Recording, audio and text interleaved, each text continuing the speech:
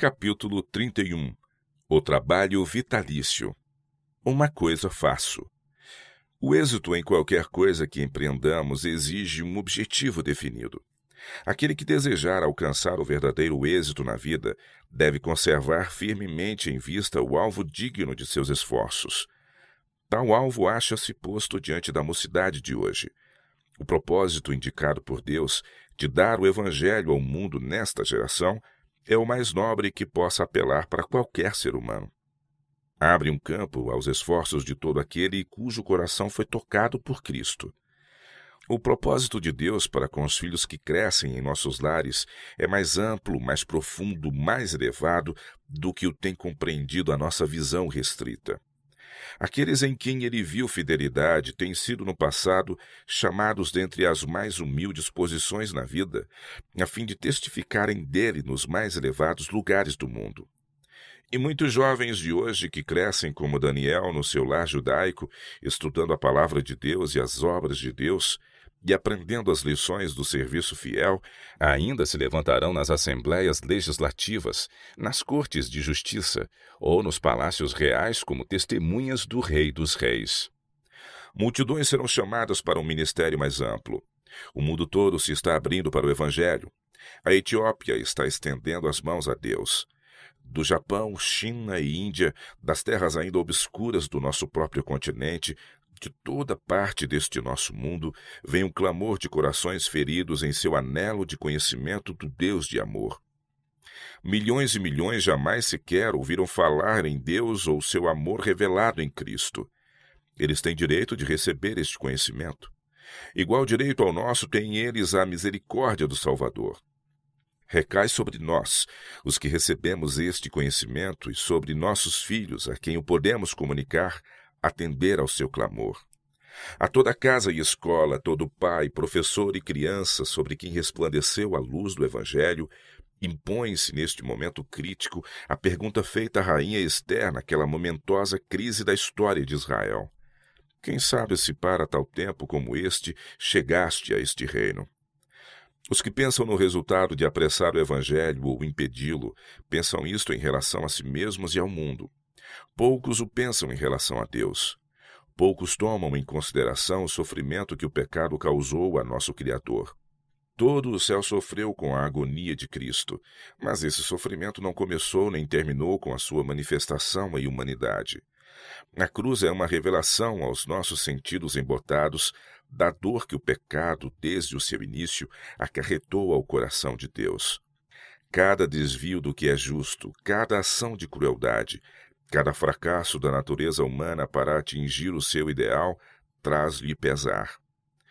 Quando sobrevieram a Israel as calamidades que eram o resultado certo da separação de Deus, subjugação por seus inimigos, crueldade, morte, refere-se que se angustiou a sua alma por causa da desgraça de Israel.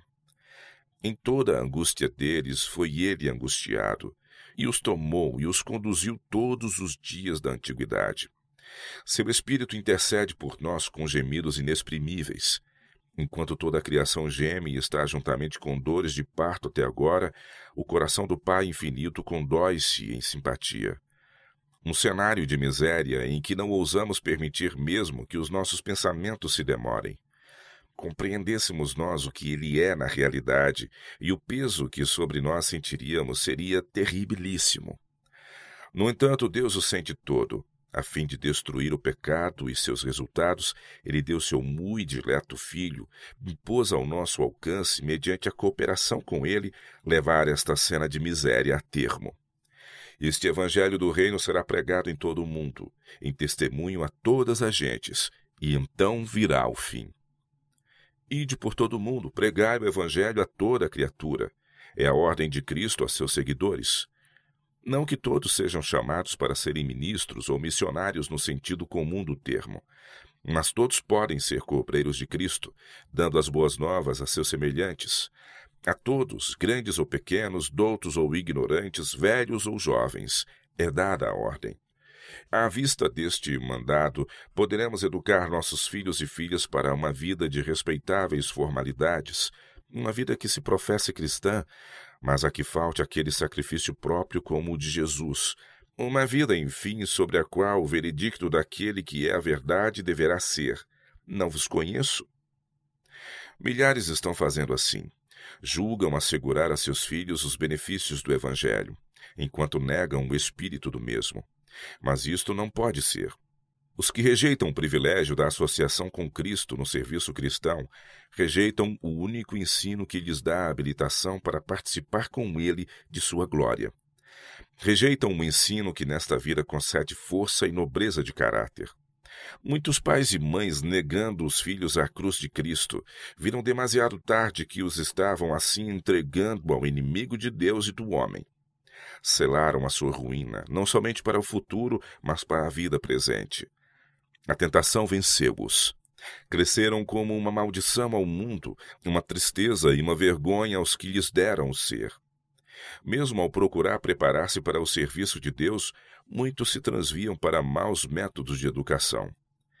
A vida é por demais considerada como constituída de dois períodos distintos: o período da aprendizagem e o da vida prática, o preparo e a consecução.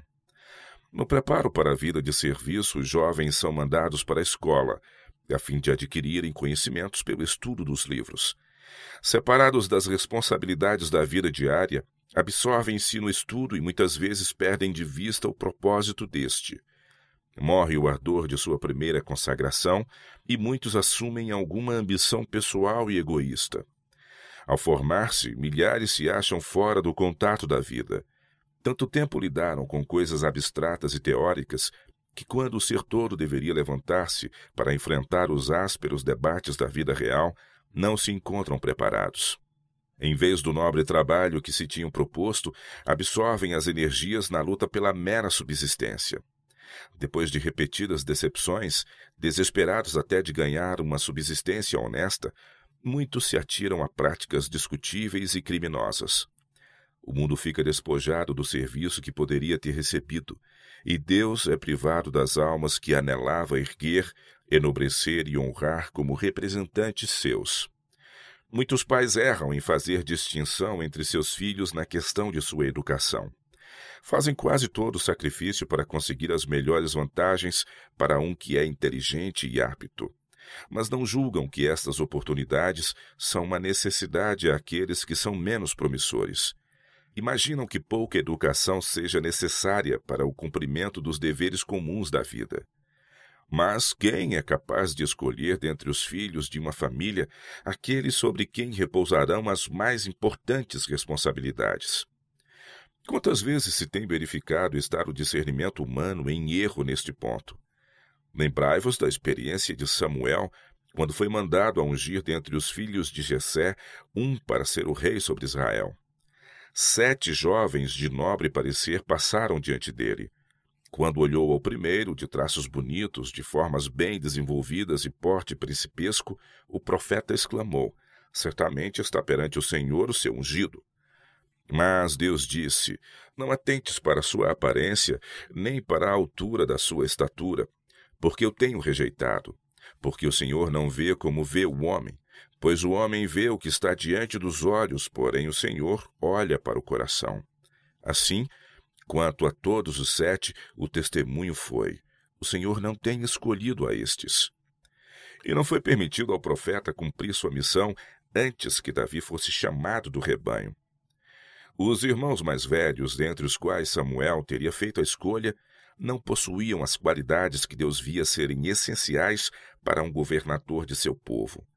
Orgulhosos, cheios de si, pretensiosos, foram deixados de lado em vantagem daquele que mal merecia a sua consideração, aquele que havia preservado a simplicidade e sinceridade de sua juventude, e que, conquanto pequeno à sua própria vista, poderia ser educado por Deus para assumir as responsabilidades do reino. Assim, hoje, em muita criança cujos pais passariam por alto, Deus vê capacidades muito acima das que são reveladas por outros que se supõem sejam bastante promissores.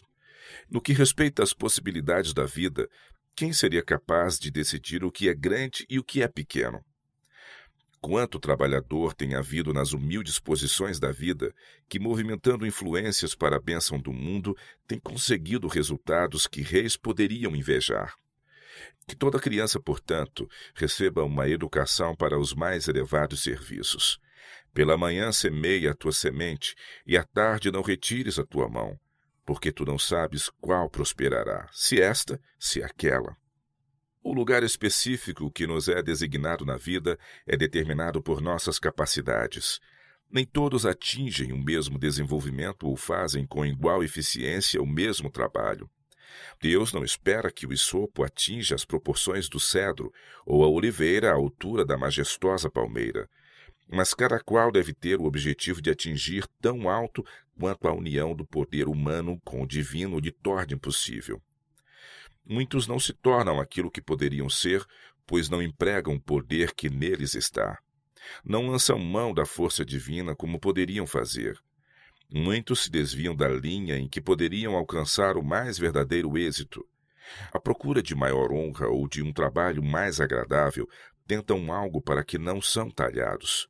Nutrem a ambição de entrar para alguma profissão, muitos homens cujos talentos são adaptados a alguma outra vocação, e os que poderiam ter sido bem-sucedidos como fazendeiros, artífices, enfermeiros, ocupam impropriamente os cargos de pastores, advogados ou médicos. Outros há que também poderiam ocupar uma posição de responsabilidade, mas que por falta de energia, diligência e perseverança se contentam com um cargo mais fácil. Precisamos seguir mais de perto o plano de Deus relativo à vida, fazer o melhor que pudermos no trabalho que se acha mais perto, entregar nossos caminhos a Deus e observar as indicações de sua providência. Eis as regras que asseguram orientação certa na escolha de uma ocupação. Aquele que do céu veio para ser nosso exemplo, despendeu quase 30 anos de sua vida num trabalho comum e mecânico.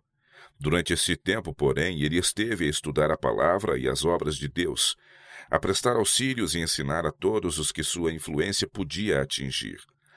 Ao iniciar-se o seu ministério público, saiu ele a curar os doentes, consolar os tristes, pregar o evangelho aos pobres. Esta é a obra de todos os seus seguidores. O maior entre vós, disse ele, seja como o menor, e quem governa como quem serve. Pois entre vós sou como aquele que serve. O amor e lealdade para com Cristo são a fonte de todo o verdadeiro serviço. No coração tocado por seu amor, ter-se-á gerado o desejo de trabalhar por ele. Que este desejo seja acoroçoado e bem dirigido. Quer no lar, quer na vizinhança ou na escola, a presença dos pobres, aflitos, ignorantes ou infelizes deve ser considerada não como uma desgraça, senão como uma preciosa oportunidade para o serviço que se nos oferece. Nesta obra, como em qualquer outra, adquire-se a habilidade no próprio trabalho.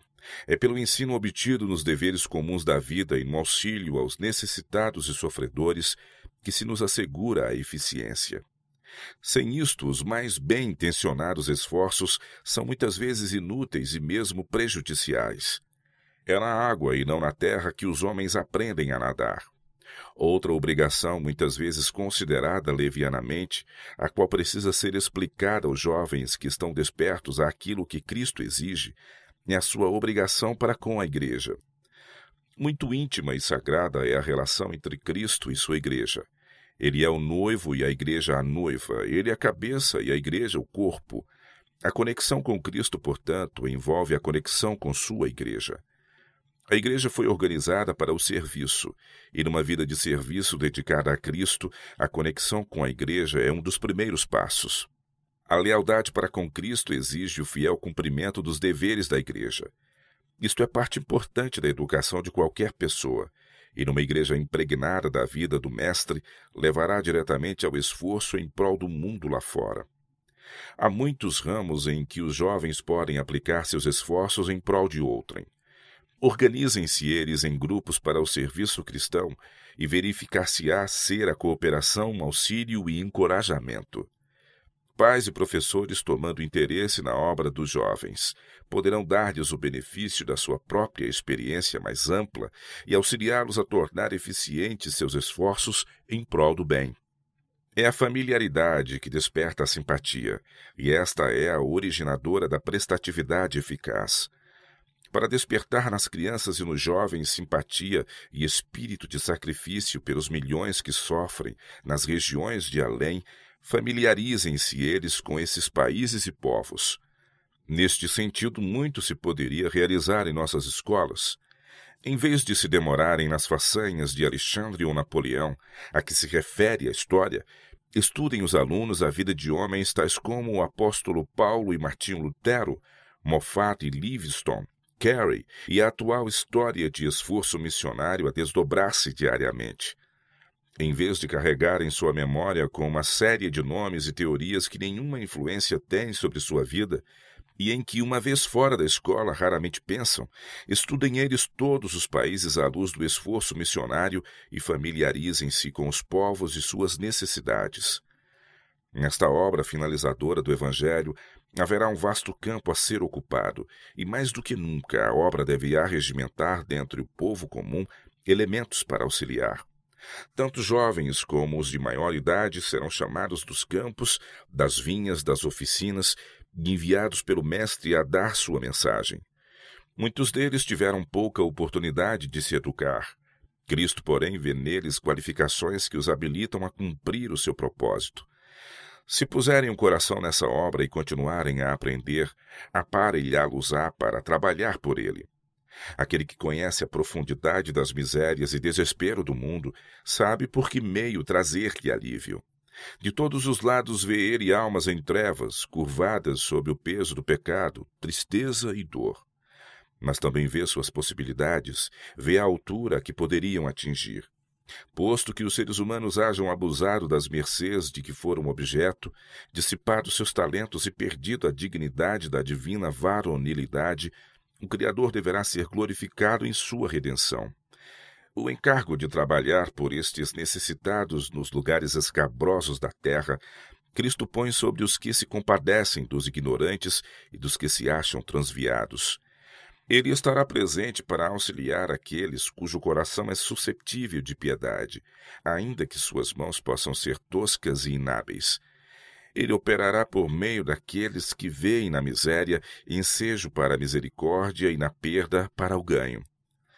Quando a luz do mundo passa, discerne-se privilégio nas agruras, ordem na confusão, êxito no aparente fracasso.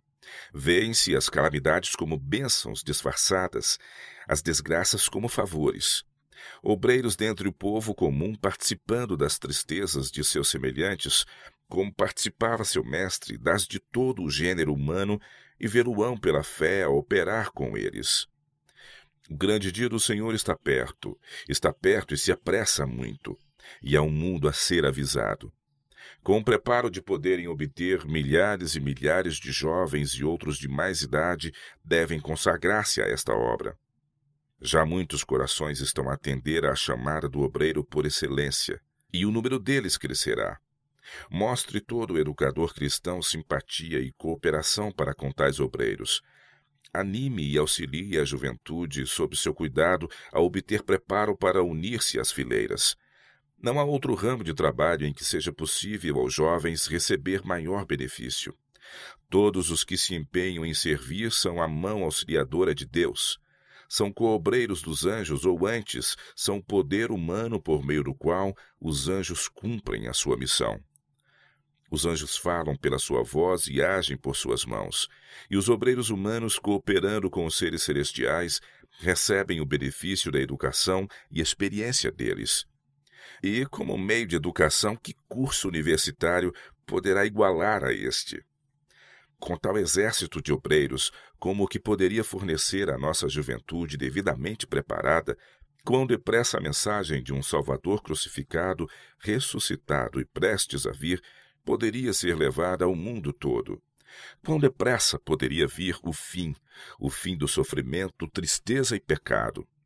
Quão depressa, em lugar desta possessão aqui, com sua mancha de pecado e dor, poderiam nossos filhos receber a sua herança, onde os justos herdarão a terra e habitarão nela para sempre, onde morador nenhum dirá, enfermo estou, e nunca mais se ouvirá nela voz de choro. Assim como o Pai me enviou, também eu vos envio a vós.